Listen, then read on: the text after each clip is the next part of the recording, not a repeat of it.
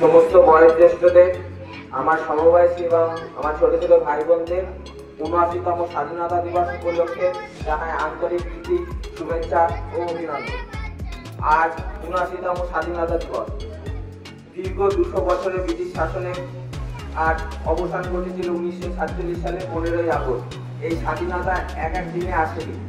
বিনয় বাদল দীনেশ, ক্ষুদিরাম বোস, মাতঙ্গিনী হাজরা, প্রীতিলতা ওয়াদ্দেদার সহ ছোট ছোট আরো অসংখ্য বিপ্লবীগণ, যেমন ক্ষুদিরাম বোস থেকে শুরু করে মহিলারা, সরোজিনী নাইডু, এছাড়া বহু বিপ্লবীগণ তাদের নিজের স্বার্থ ত্যাগ করে প্রতিটা নিজের শেষ রক্তবিন্দু দিয়ে এই ভারত মাতাকে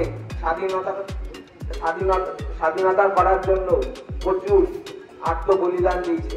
তাই আজকে আমরা এই স্বাধীনতা দিবস পালন করছি।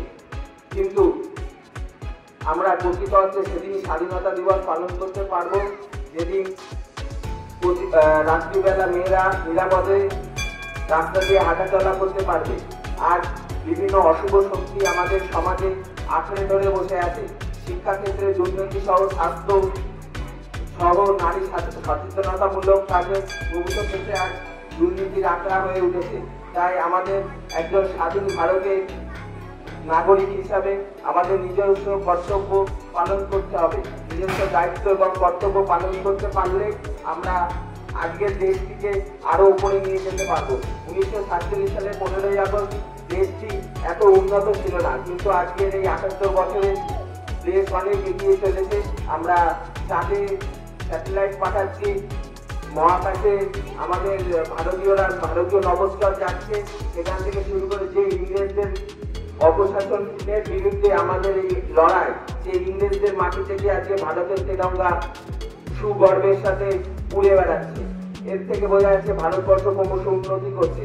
কিন্তু এই অশুভ শক্তিকে আমাদের প্রতিহত করতে হবে এবং তার জন্য প্রত্যেকটা ভারতীয়কে নিজের দায়িত্ব সম্পর্কে সচেতন হতে হবে। এবং যারা মন্ত্রী, আমলা, এমএলএ, সমস্ত যারা জনপ্রতিনিধি আছেন তাদেরকে নিজস্ব দায়িত্ব পালন করতে হবে। তাহলে এই ভারতবর্ষের যে গরিমা তা আরো বাড়বে, এই বিশ্বাস রাখি। ধন্যবাদ। বন্দে মাতরম। জয় হিন্দ।